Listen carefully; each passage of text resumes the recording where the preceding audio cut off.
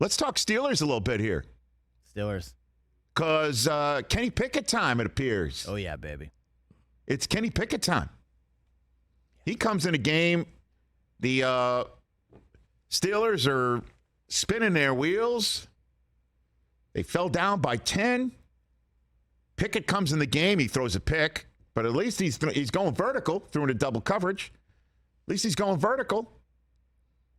And problem is Pickett still lost. And Mitchell Trubisky is removed from a team that's just 1-2, spinning their wheels at home.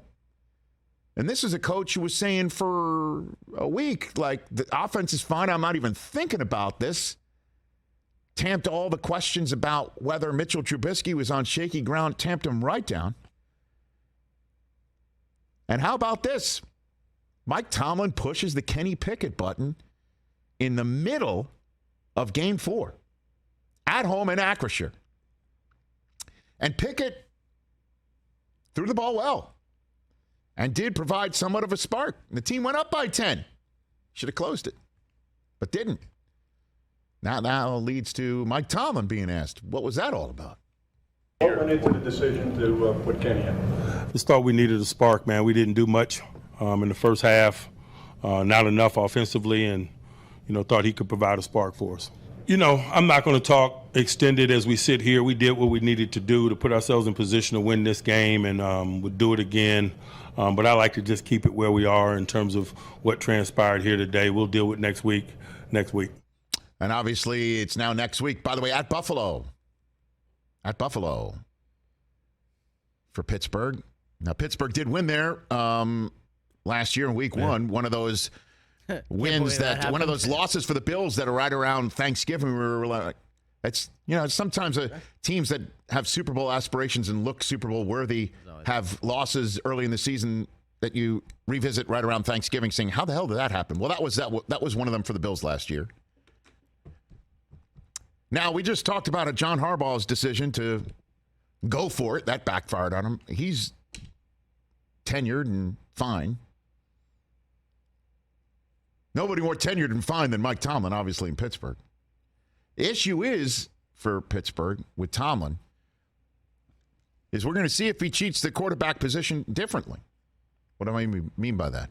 Well, Miami's current Defensive Player of the Year candidate, Melvin Ingram, once got sent away because the team, as Tomlin said, wants volunteers, not hostages.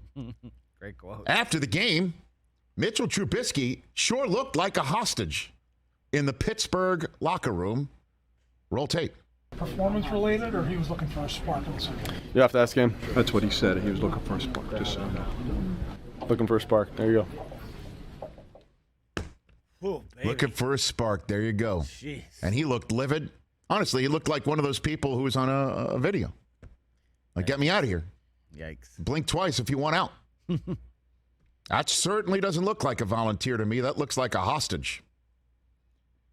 And he's going into Buffalo, where, as you know, he was the backup last couple of years. Might mean something for him to start that game and prove his worthiness. And Tomlin might push that button.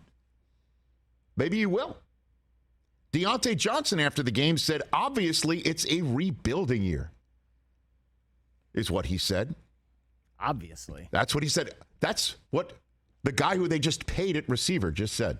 Obviously, it's a rebuilding year, and they're going to move forward with Kenny. So how do you go back to Mitch? I don't think you're gonna. I think it's the Pickett show.